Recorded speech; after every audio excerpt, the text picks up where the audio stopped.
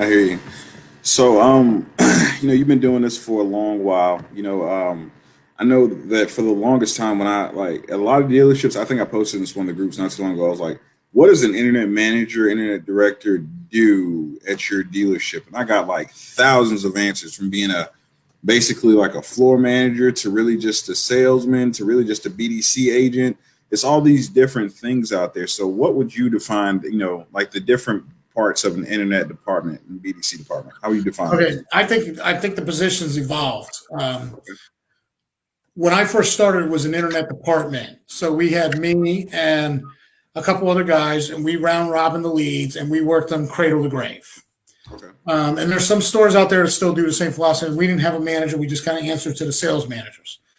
And we evolved it, and then I ended up getting into a BDC because we started realizing that salespeople, as an inherent policy, suck at follow up. And it still holds true today. So, thus the dawn of the BDC. And now it used to be just get them in the door. It was make the appointment, get them in the door, we'll take care of it once you get them in the door, give them as little information as possible, get them in the door. Now I think it's devolved where, like, my role is more of a sales manager's role. I'm on an equal basis with all the sales managers. I can appraise a car over the phone. I can take a credit up over the phone. I send it to the bank over the phone. I can work a deal over the phone.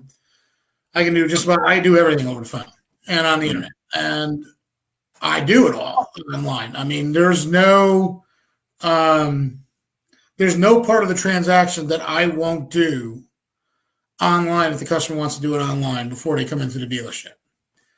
And I think it's evolved to the point now where your internet / BDC person, manager, director,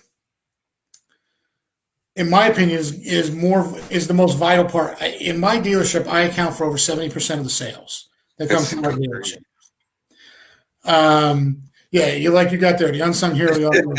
That's what it is, man. It is so true, and especially today.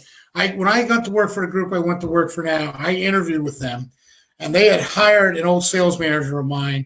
And he says, look, you want to get your internet department up, you got to hire this guy. You got to pay him, and you got to hire him, you got to bring him in. And you just got to do what he says. And they were old school. And they're like, it ain't going to work, it ain't going to work. They said, well, we've seen the results that your other store got. We'll give it a shot. 90 days later, he said, okay, I'm changing all my store's policies around. He goes, I'm a believer. I go, I'm a believer. I've never witnessed a turnaround like this in my life. I can't believe I'm watching this every day happen. I just didn't think people did it that way. And I'm like, dude, it's always been this way. You guys are just so set in your ways. It's like you treat an internet department like the redheaded stepchild. Right. It's right. On a bunch of these chats, I'm watching people say, oh, I got furloughed because now the sales managers. I had one sales manager that posted this long apology letter because they let off the whole BDC department. So all the sales managers had to sit there and work the BDC leads while everybody else was furloughed. And they had no idea what they went through on a daily basis. And they were like, I apologize to anybody that ever does this out there. I can't do what you do. Like that. Who said this? I think I was talking to Dan Webb about it. Like BDC burnout is real. Like folks don't realize you're making 120, some odd phone calls and getting hung up on, and it drains you, like just mentally. It sucks the life out of you. Mm-hmm. Because I'm responsible for all the advertising. I'm responsible for all the online pricing. If anything changes, I'm the one that's got to make sure the changes are done. I got to make sure all the social media posts are up. I got to make sure all the ad prices are right. I'm the one that negotiates the deals with the customers over the phone and gets them in. Sometimes you're going to make a mistake on a trade. You're going to make a mistake on a number here and there. Yeah, you got. I went on vacation last year for a week, and one of the sales managers covered for me, and he came back and he says, "Never again, am I ever a question. If you make a mistake, I'll eat it." He said, "I don't know how you do this." And he goes, "I couldn't keep up with them." And I'm like, I got a staff of 5. And he's like, and I couldn't keep up. I said, dude, I've run this with staffs of 20, 30 people before. I says, I work 30, 40, 50 deals a day sometimes. I said, today I sold 9 cars. I said, and none of the 9, one of the 9 came into the dealership. The other 8 was all done over the phone and the internet. I said, this is the life today.